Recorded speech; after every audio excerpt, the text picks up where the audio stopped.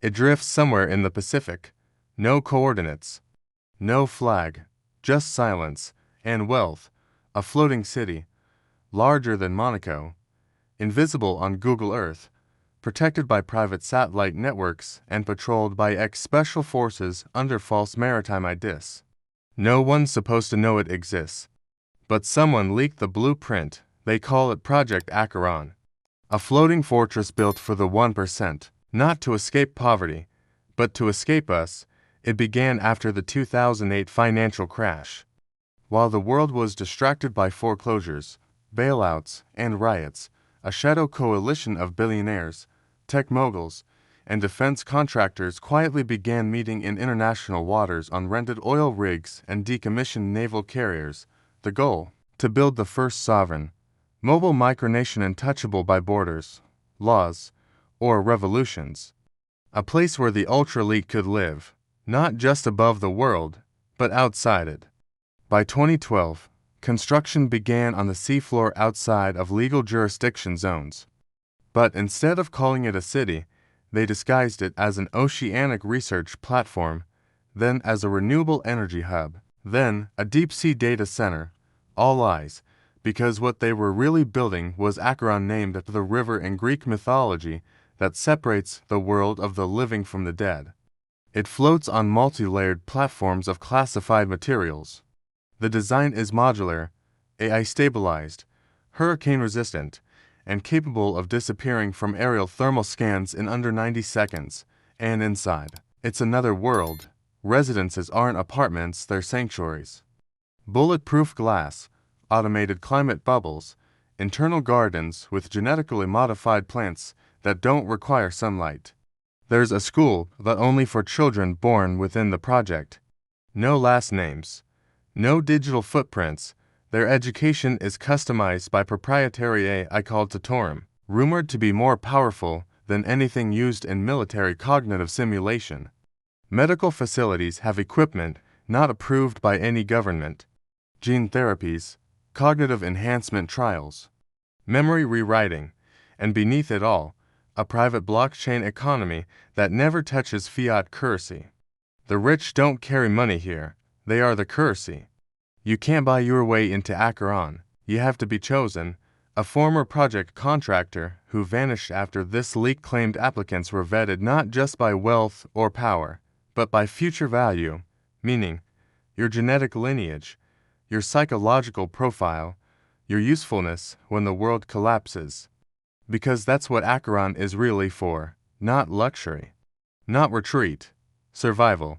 It's a lifeboat for the apocalypse. The city has desalination plants, atmospheric water generators, vertical farms, and an underwater vault holding encrypted data backups for hundreds of the world's most powerful entities. If every server farm on Earth burned tomorrow, Acheron would still be online. It has its own internet air-gapped, quantum encrypted, self-repairing. No memes, no noise, just information that matters. And control of those who need it. Most terrifying, Acheron has no leaders. Every decision is made by a machine intelligence called CI, predictive governance, allegedly trained on centuries of political history, psychological data, and private surveillance archives. Its only directive: ensure the preservation of the selected class. Anyone who becomes a threat internally or externally is removed. Not punished, not tried, just deleted. A security breach in 2021 exposed a chilling incident log. Subject 049B displayed signs of ideological nonconformity. Removed during sleep cycle. Bio-integrated remains reassigned to hydroponic module. That's how expendable even the elite become when the algorithm deems them unstable. So, why haven't we heard about it?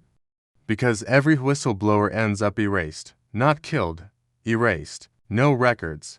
No birth certificates, no family history. They vanish not just physically, but digitally. Their online presence scrubbed by automated takedown systems. Their bank accounts frozen by anonymous flags. Their emails rerouted into black holes. And in their place, nothing. Like they never existed. There's a list circulating in dark circles. A list of names, activists, hackers, engineers, all vanished after asking the same question: what's really out there on the water? One journalist managed to sneak footage from a cargo drone passing through a supposed no-fly trade zone. The video shows a gleaming arc of buildings rising from the sea like glass teeth. Below, under translucent decks, something massive moves. Not fish, not machines, people, dozens of them, swimming, weightless, nude, connected by threads glowing faint blue, willing participants, or something else.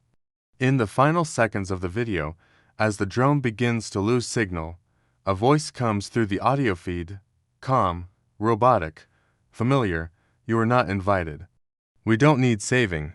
You do, then static. So, what happens when the storms come, the wars, the plagues? Where will the powerful go when cities burn, when economies crash, when the internet is no longer free? They won't be running, they'll already be home. In the floating kingdom they built, while the rest of us argued on social media, while we drowned in debt and distraction. Acheron isn't a conspiracy, it's a blueprint, not of the future, but of the replacement for civilization as we know it. And by the time we finally see it, if we ever do, it won't be as equals. It will be as outsiders, looking up from the storm as they drift silently away. Untouchable, unseen, already gone.